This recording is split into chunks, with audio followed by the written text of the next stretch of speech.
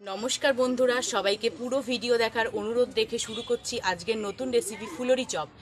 তো দেখে নাও তার জন্য কি কি নিয়েছি। 200 গ্রাম বেসন আর নিয়েছি খাওয়ার সোডা, লবণ, হলুদ আর লঙ্কা কুচি। এবারে আমি বেসনটা মেখে নেব। তার জন্য বাটিতে জল দিয়ে দিলাম, আর দিয়ে দেবো আমি পরিমাণ মতো লবণ, হলুদ, আর দিয়ে দেবো খাওয়ার সোডা, আর দিয়ে দেবো আমি বেসন। বেসনটা খুব বেশি পাতলা হবে না, গাঢ় করে মাখতে হবে। ঠিক আমি যেইভাবে মাখছি তোমরা দেখো, আমার মতনই তোমরাও মেখে নেবে। অল্প অল্প করে বেসনটা নিয়ে মাখবে, তাহলে সুবিধা হবে।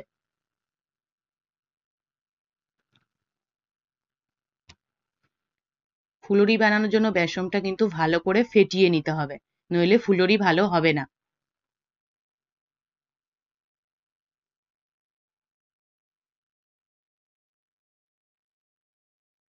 আরো সামান্য আমি বেসন দিয়ে দেবো, কারণ পাতলা হলে হবে না।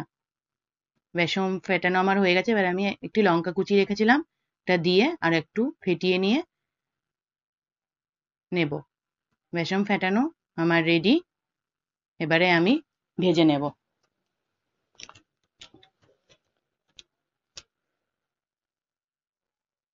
বন্ধুরা, এই ফুলুরি নামে খাবারটা আমাদের মধ্যে থেকে হারিয়েই গেছে। এখন তো আর কোথাও দেখা যায় না। আমাদের ছেলে মেয়েরা এই খাবারটির নামই শোনেনি। তোমরাও ঠিক আমার মতনই একবার বানিয়ে খাবে, খুব ভালো লাগবে।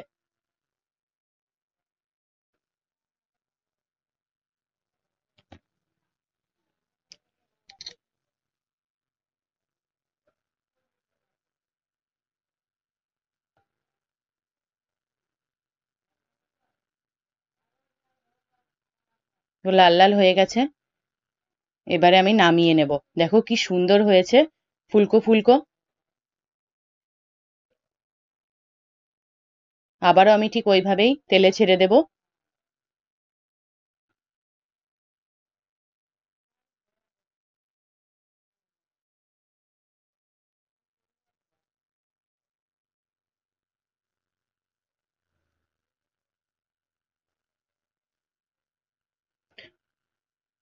এ দেখো আবারও হয়ে গেছে লাল লাল, নামিয়ে নেব।